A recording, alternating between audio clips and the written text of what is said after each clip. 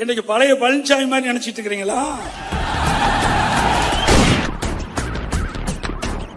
Hello mister பழைய பழனிசாமி, வாங்கல கொடநாட்டுக்கு ஒரு ட்ரிப்பு போயிட்டு வருவோம். அதாவது மக்களே, இந்த எடப்பாடி பழனிசாமி பாஜக கூட கூட்டணி வைக்கிறதுக்கு முக்கியமான காரணம் இவர் மேல இருக்கிற கொடநாடு கொலை கொள்ளை வழக்கு வெளியே தெரியக்கூடாது அப்படின்ற காரணம் தான். இப்போ கொடநாடு வழக்கு என்ன அப்படின்றத டீடைலா பாப்போம்.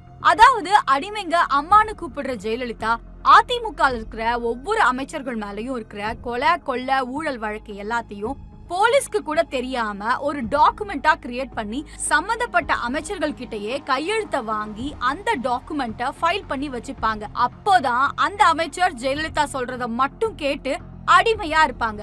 அப்படி ரெடி பண்ண எல்லா டாக்குமெண்ட்டும் கொடநாடு எஸ்டேட்ல இருக்கிற பங்களால தான் ஜெயலலிதா வச்சிருந்தாங்க. அப்படிதான் எடப்பாடி பழனிசாமி மேலயும் இருக்கிற கொலை கொள்ள ஊழல் குற்றச்சாட்டு எல்லாம் இருக்கிற டாக்குமெண்ட்ஸ கொடநாட்டுல வச்சிருந்தாங்க ஜெயலலிதா. ஆனா 2016ல ஜெயலலிதா இறந்ததுக்கு அப்புறமா 2017 வருஷம் பிப்ரவரி 16 முதலமைச்சர் ஆனாரு எடப்பாடி. முதலமைச்சர் ஆன உடனே அதிமுகக்குள்ள அவருக்கு எதிர்ப்புகள் அதிகமா வர ஆரம்பிச்சுச்சு. அதனால கொடநாட்டு பங்களால இருக்கிற டாக்குமெண்ட் எல்லாத்தையும் நம்ம கிட்ட இருந்துச்சுன்னா அமைச்சர்கள் எல்லாருமே நாம சொல்றத கேட்பாங்க, சோ எதிர்ப்பு இல்லாம முதலமைச்சரா இருக்கலாம் அப்படின்னு அடியாட்களை கொடநாட்டுக்கு அனுப்பி அந்த டாக்குமெண்ட் எல்லாத்தையும் திருடிட்டு வர சொல்றாரு. ஆனா அங்க போனவங்க அந்த பங்களா வாட்ச்மேனை கொலை பண்ணிட்டு வந்திருக்காங்க. வெறும் பொம்மையும் வாட்சும் திருட வந்தவங்க அப்படின்னு மேலோட்டமா கேஸ முடிச்சிட்டாங்க. கொடநாடு வழக்குக்கு முக்கிய சாட்சி ஜெயலலிதாவோட டிரைவர் கனகராஜ் தான். ஆனா அவரையும் மர்மமான முறையில கொலை பண்றாரு எடப்பாடி பழனிசாமி. இந்த விஷயம் எல்லாம் பாஜகவுக்கு தெரிய வர